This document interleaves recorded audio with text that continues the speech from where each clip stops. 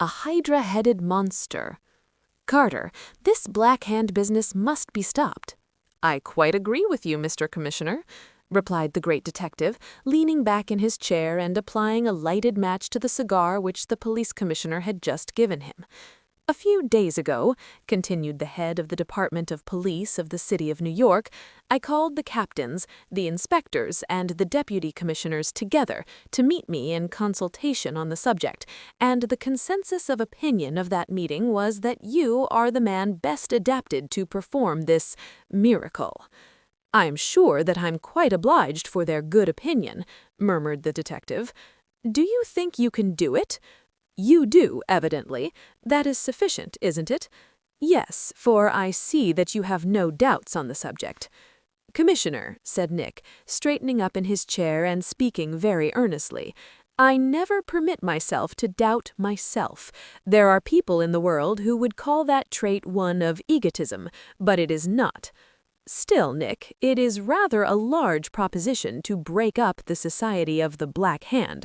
It has as many offshoots as a balm of Gilead tree. It sprouts up everywhere. In fact, it is my own personal opinion that there are scores of different groups of men who are banded together under that name in different parts of the city and of the entire country as well, which in reality have no relation whatever one with another. The detective shook his head slowly. You are right and you are wrong also, he said. Explain that remark. How can I be both right and wrong at the same time? You will understand that I am only expressing an opinion. Certainly. Very well. I think you are right in asserting that there are scores of different groups of men who are banded together under that name, and that you are also right when you express it as your belief that they have no direct relations one with another. But you are, I think, entirely wrong, if by that you mean that they do not work together. I see what you imply. A moment ago you used the simile of a balm of Gilead tree, and I think it was a good one. Let us look at it a moment. You plant a balm of Gilead tree in the middle of your lawn, or let us say that you transplant it there. Suppose you go away and leave it for 2 years. When you return, you will find that you have a grove of those trees on your lawn. Precisely. The roots shoot out from the original tree, and here and there for hundreds of feet on every side, sprouts from those roots start to the surface, break through, and become, so far as the eye can see, individual trees.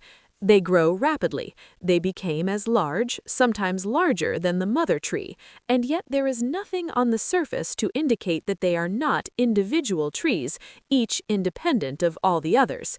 But the fact is, Commissioner, that every tree in that grove of trees is connected to the original tree, and that each tree there is bound to every other tree around it. It is a Hydra-Headed monster which may totally destroy your lawn unless you utterly destroy every root. They are individuals in one sense, but they are closely associated in another. I believe it is just so with the Black Hand. I suppose you mean that under the surface, every one of these societies is associated with all the others, eh? Yes, just like the balm of Gilead trees. Well, that brings me back to my original idea. What was that? Why, if you do succeed in lopping off one head of this Hydra-Headed monster, there will be scores of heads left, and the mere destruction of one will not affect the others any more than the death of one housefly interferes with its associates. Quite true, but all the same, if that one head is not cut off too quickly, there's the possibility that every head in the outfit might be reached through knowledge of that one. Eh? By Jove, Nick, I wonder if I understand you correctly. Probably you do. Do you mean that you would go in for becoming a member of the Black Hand yourself? Exactly that, and a little more than that also. What more than that? Only that I should have my chief assistant, Chick, do exactly the same thing, with a different group, you understand. You would both start out to become members of the Black Hand. Yes, in different sections of the country. Of the country or of the city, certainly in different localities. I understand you now. It will be a frightful danger to incur, Nick. The detective shrugged his shoulders. We won't stop now to consider that part of it. Will you undertake a job, Nick? Yes, I have more than once thought of suggesting it to you that I should do so. It's a big proposition, I know that, and an extremely dangerous one. Certainly.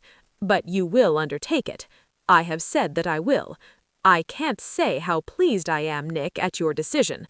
Commissioner, I will have to make 2 or 3 conditions. You are free to make any conditions that please you, Nick. Then here they are. First, you are to be the only individual connected with the police department who is to know that I am having anything whatever to do with the matter. But my captains, inspectors, and the deputy commissioners must be informed that I have declined the job. Eh? Is that so positively? Absolutely. My connection with the case must not get beyond your own cognizance. All right, I agree. Second, I am to have absolutely a free hand in the matter. Of course, I consent to that.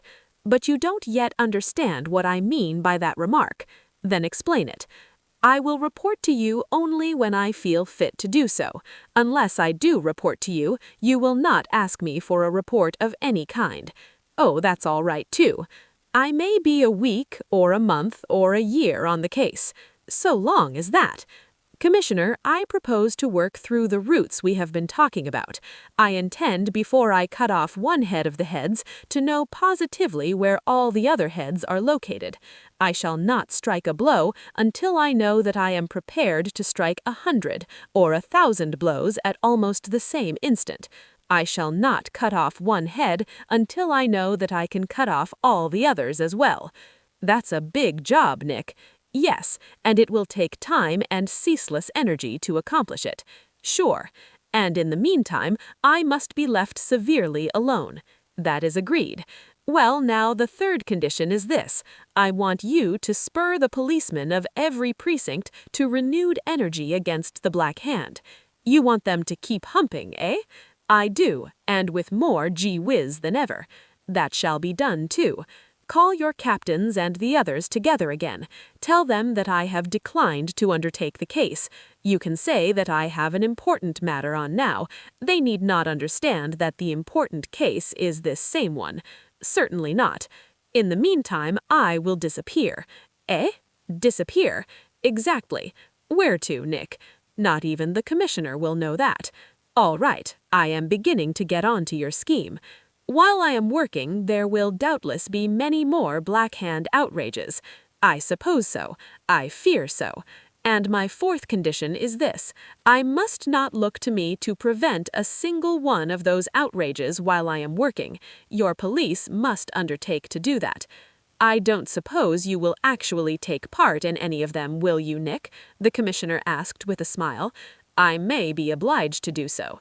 And run the chance of arrest by one of my men, eh? Oh, I'll take that chance, with a laugh. Very well, I accept your 4 conditions. Are there any more? No, but there is something that I wish you to do. What is that? I want you to call upon the manager of the telephone company in Day Street and make arrangements with him to have a private wire stretched from some vacant room in the top of this building to a place which I will select. A wire which will have no connection with any other wire or with any exchange, and I want you to keep a thoroughly trustworthy man or woman at that wire, night and day, who will be prepared at any moment to convey a message to you and to you only. In that way, I can communicate with you whenever I please. I can do that, too. Where will the other end of the wire be located? I don't know, yet. I will let you know. Somewhere in one of the Italian colonies, I suppose. All right. Tell me what you wish done and when you want it done, and it shall be attended to at once. And you will understand that whatever message you receive over that wire will come from me alone. Yes, Nick. And no matter what that message may be, you will carry out its suggestions to the letter with no deviations or corrections. Yes, Nick. Then I think we will succeed in breaking up the Black Hand.